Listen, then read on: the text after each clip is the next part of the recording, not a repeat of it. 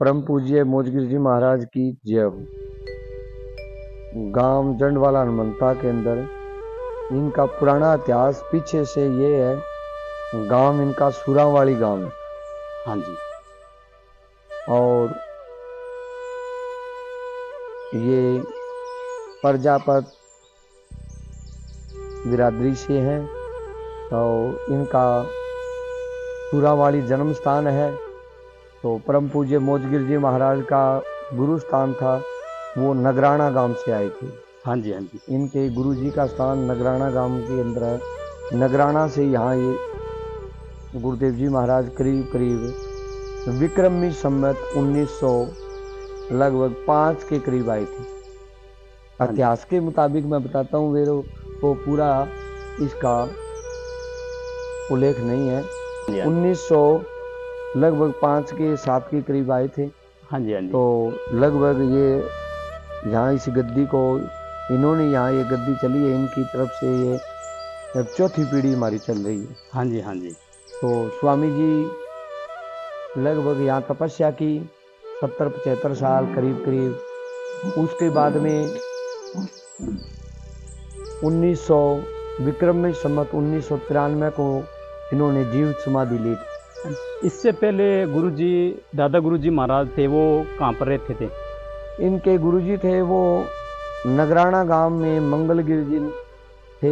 हाँ जी। और हाँ जी। मंगलगिर जी के शिष्य मोजगिर जी महाराज हैं, और मोजगिर जी महाराज के शिष्य हुए हैं मोहनगिर जी महाराज। हाँ जी। हाँ जो जी। गांव के अंदर आश्रम है उसके अंदर समाधि है। हाँ जी। उसके बाद स्वामी भगवान गिर जी महाराज हुए। हाँ जी। स्वामी भगवान गिर जी महाराज और एक ज्ञान गिर जी महाराज, 2 शिष्य थे मोहनगिर जी के। हाँ जी। तो मोहनगिर जी की समाधि और उनके शिष्य ज्ञानगिर जी की समाधि वहाँ आश्रम के अंदर है। और जो भगवान गिर जी महाराज है वो मौजूद है अभी वर्तमान में। हाँ जी। हाँ जी। तो भगवान गिर जी महाराज की आयु लगभग 95 साल के करीब है। इस एरिया के अंदर अच्छी विद्वान और तपस्वी मूर्ति है। और भगवान गिर जी महाराज के हम 2 शिष्य हैं, महादेव गिर जी महाराज और सुदामा गिरी। हाँ जी। तो इसे ये आश्रम करीब करीब 150 साल पुराना आश्रम है। तो ये इसकी प्रथा। बताया जाता है भी यहाँ पर जो दादा गुरुजी थे उन्होंने जीवित समाधि ली थी। हाँ, इन्होंने पहले बोल दिया था भी मेरी समाधि यहाँ लगानी चाहिए, लगेगी। और यहाँ जीवित समाधि ली। इनके वचन भी हुए हैं तो मेरे समाधि बना लेने के बाद मेरी समाधि टेढ़ी होगी। हाँ जी। तो उसके बाद ये इतिहास आज विद्यमान है। समाधि लगने के बाद इनकी समाधि टेढ़ी हो जाती है। हाँ जी। हाँ जी। ये इनका इतिहास है।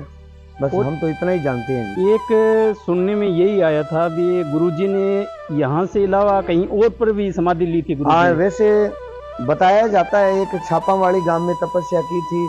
हाँ जी। माणू का कालवासिया और छापावाड़ी के बीच में वहां पर गुफा है। वहां पर इनके बाद में 2 संत और तपे हैं, हाँ जी। गंगागिर जी और जमुनागिर जी। हाँ जी। हाँ जी। तो इन्होंने वहां तपस्या की थी। एक बीकानेर के पास गांव और है, उनका हमारे को अभी तक मालूम नहीं हुआ कहाँ पर, कौन से एरिया में, कौन सी साइड में पड़ता है बीकानेर के। तो वहाँ पर है, इन्होंने वहीं तपस्या की थी। वहाँ पर भी ऐसी समाधि बताई जाती है, भी ऐसी समाधि है मोजगिर जी की। हाँ जी। वो भी मनाने के बाद टेढ़ी हो जाती है, ये हमने सुना है। हमने तो बस इतना ही सुना है इनका कारण। अब यात्री, जो भी यात्री आते हैं, बाबा जी की कृपा से उनकी सभी मनोकामना पूर्ण होती है। और इसका इतिहास ये भी है, शाम को सूर्यास्त होने के बाद में यहाँ आना मना है।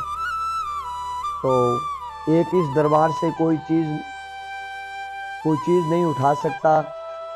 इनकी यही भी एक चमत्कार है। ये तो देखो शास्त्रों में वैसे बातें हैं। तो महाराज जी के उपदेश है भाई, यहाँ जो मेरा प्रांगण है उसके ऊपर माताएं बहनें चढ़ना मना है। हाँ जी। अगर कोई आके यहाँ पर मन्नत मांगनी चाहे तो वो कब आए यहाँ पर? वैसे तो यहाँ कभी भी आ सकता है। वैसे वीरवार गुरुवार का दिन माना गया है महाराज जी के लिए। और वैसे महीने में जो सप्तमी तिथि होती है कृष्ण पक्ष की, हाँ जी। हाँ जी। अंधेरी सप्तमी, हाँ जी। उसी के दिन इनकी समाधि ली हुई है। कृष्ण पक्ष फागण तिथि को, सप्तमी तिथि को उन्होंने समाधि ली थी। हाँ जी। फागण कृष्ण पक्ष सप्तमी तिथि को इन्होंने समाधि ली थी। तो ये इतिहास है। आज जाना आपने दादा गुरुजी महाराज का इतिहास के बारे में, जो काफ़ी लंबे समय से यहाँ पर श्रद्धालुओं की भीड़ लगी रहती है। हर किसी का यही रहता था अभी यहाँ पर दादा गुरुजी महाराज का समाधि का जो इतिहास क्या है। तो आज हमने जाना सुदामा गिरी जी से इतिहास के बारे में। जो त्रिवेणी होती है, श्रद्धालु यहाँ पर भोलेनाथ का जो सावन के अंदर मंदिर बना, शिवलिंग लगा, उस पर जल अर्पित करते हुए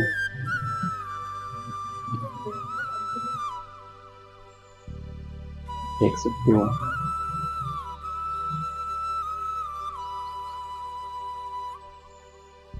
मनोकामना को